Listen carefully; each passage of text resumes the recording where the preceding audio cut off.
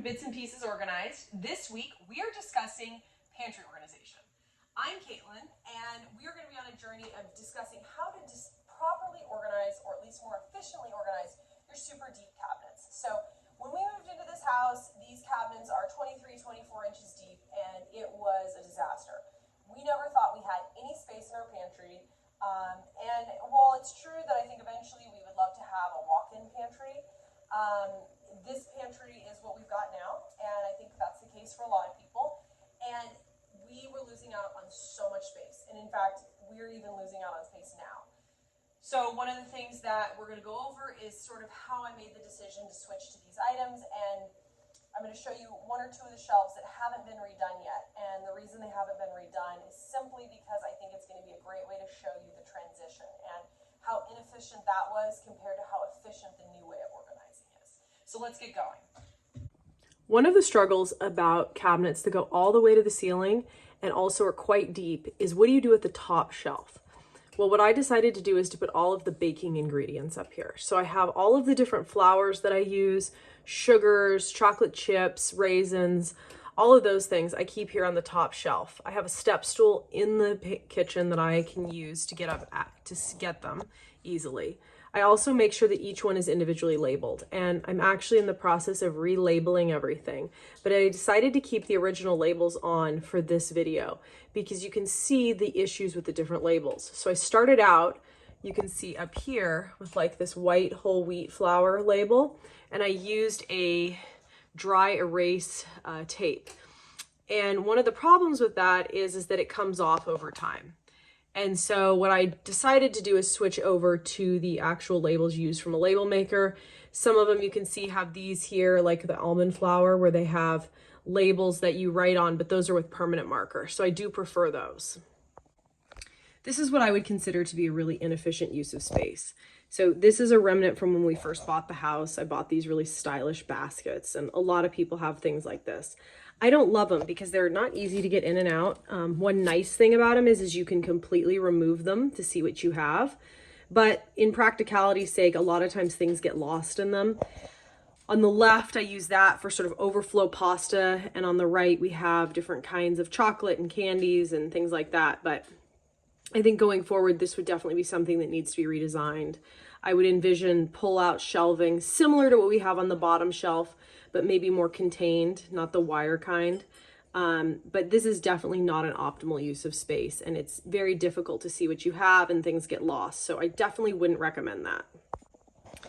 This shelf here is really interesting. This is the second shelf from the bottom on the upper pantry. And one of the things I did is I installed these really easy puck lights from Amazon. There's a link below. And they just are, I think, double or triple A batteries, and they have just self-adhesive to the back. So they're super easy to install.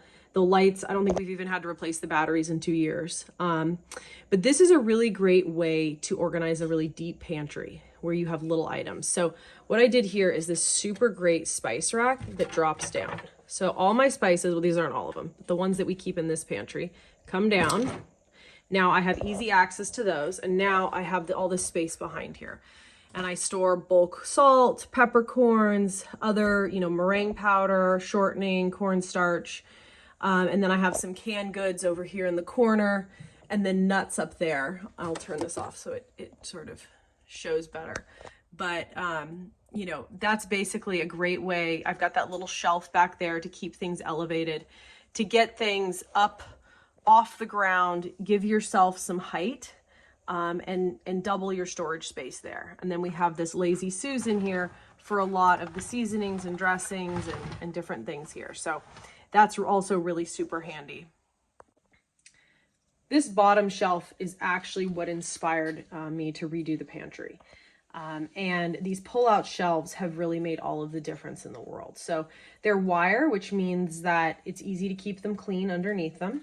And they pull out, and they're super because now I have access. I can use the entire 23 or 24 inches of this pantry. And what I did here was I basically put all of the dry ingredients that we use most regularly into individual containers, and then I labeled them. And this is super because now I can always see what I have. And when I run out of something, I simply take the container and I put it on the counter, and it reminds me to buy it the next time I'm at the store.